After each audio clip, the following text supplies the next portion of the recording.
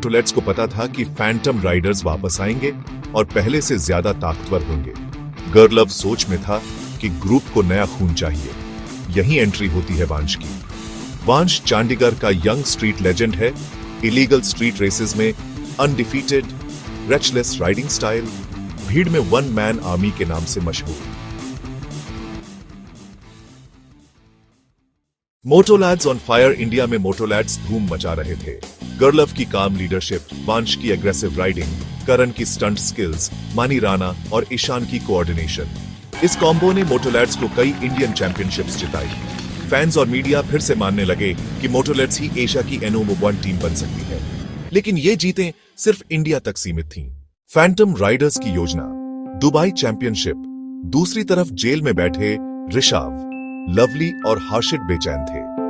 उन्हें खबर मिलती है दुबई में एशिया का सबसे बड़ा बाइक चैंपियनशिप होने वाला है। बस यही मौका है फैंटम राइडर्स को वापस बनाने का। मोटोलैड्स को कोई याद भी नहीं रखेगा, लेकिन हमारे पास सिर्फ 3 राइडर हैं। ये रेस एशिया की है, यहाँ ऑर्डिनरी राइडर्स नहीं चलेंगे। ये रेस मैं पहले जीत चुका हूं। मुझे पता है किसे लाना है।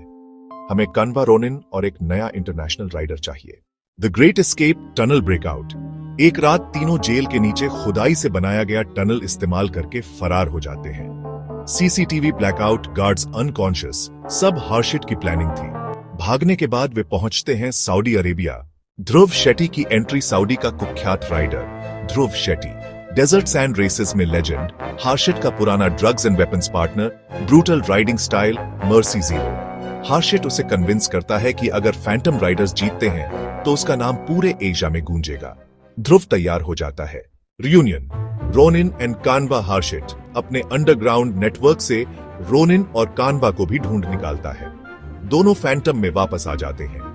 अब फैंटम राइडर्स का फाइनल स्क्वाड बनता है। Rishabh, Lovely, Harshit, Ronin, Kanva, Dhruv Shetty, international star. 1 month training, Saudi desert. पूरी टीम सऊदी के डेजर्ट्स में ब्रूटल ट्रेनिंग करती है। दिन में 50 डिग्री हीट में इंड्योरेंस रन्स, रात को सैंडस्टॉर्म में ब्लाइंड रेसिंग। ध्रुव शेट्टी उन्हें सिखाता है डेजर्ट ओवरटेक्स और सैंड ड्रिफ्ट्स। फैंटम राइडर्स पहले से ज्यादा तेज, खतरनाक और यूनाइटेड बन जाते हैं।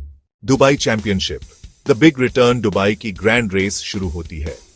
मोटोलैड्स भी वहां पहुंचते हैं। भीड़ डिवाइडेड है। आधे मोटोलैड्स के फैंस, आधे फैंटम की मिस्टीरियस कमबैक का इंतजार कर रहे हैं। रेस शुरू होती है। वांश अग्रेसिव स्टार्ट लेता है। गर्लव स्टेडी पेस रखता है, लेकिन फैंटम राइडर्स स्ट्रैटेजी से खेलते हैं। रोनिन और कान्वा ब्लॉकिंग टैक्टिक्स करते हैं। लवली और ऋषभ डेडली ओवरटेक्स मारते हैं।